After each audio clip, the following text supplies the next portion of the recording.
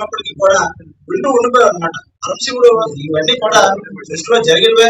మరి అటువంటి మహోన్నత కార్యక్రమానికి మన బాక్షి గారు ఇచ్చేశారు. వారికి చాలా కార్యక్రమాలు ఉన్నాయి కాబట్టి మన కార్యక్రమానికి ఇచ్చేసిన బాక్షి గారికి ప్రజాపిత బ్రహ్మకుమారి రామేశ్వరి అక్కయ్య తరపున ప్రత్యేకంగా ధన్యవాదాలు తెలియజేసుకుంటూ మన టూ టౌన్ సిఏ గారిని ఎర్రనాయుడు గారిని వచ్చి మెమెంటో తీసుకోవాల్సిందిగా కోరుతున్నాం. దయచేసి ఎర్రనాయుడు గారిని బ్రహ్మకుమారితో తిలకం తెప్పించుకుని, అలాగే మేడం గారు కూడా మీరు కూడా రండి. వారం సిపి గారు తన కింద కుటుంబాలను కూడా మనం చూసాం. గతంలో ఇన్ని కార్యక్రమాలు లేవు. పోలీస్ కుటుంబాలను ఆదుకోవడం, పోలీస్ కుటుంబాలను చేయడం, పోలీస్ కుటుంబాలకి అండగా ఉండడం, పోలీస్ కుటుంబాలను ఆదుకోవడం, అలాగే నిరంతరం కూడా రికవరీ మేళాలు పెట్టి ఎవరైతే నష్టపోతున్నారో వాళ్ళందరికీ కూడా తిరిగి రికవరీ చేసిన సొమ్మును అందజేయడం, రోడ్డు ప్రమాదాల్లో ఉన్న వారందరికీ కూడా రోడ్డు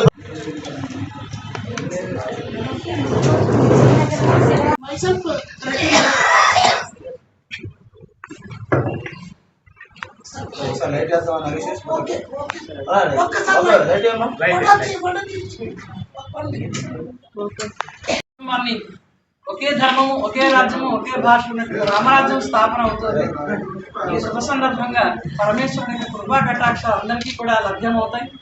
మనమందరం కూడా భగవంతుడి యొక్క 21 జన్మ స్వర్గ వారసత్వాన్ని పొందడానికి ప్రతి ఒక్కరికి హక్కు ఉంది. ఓం శాంతి.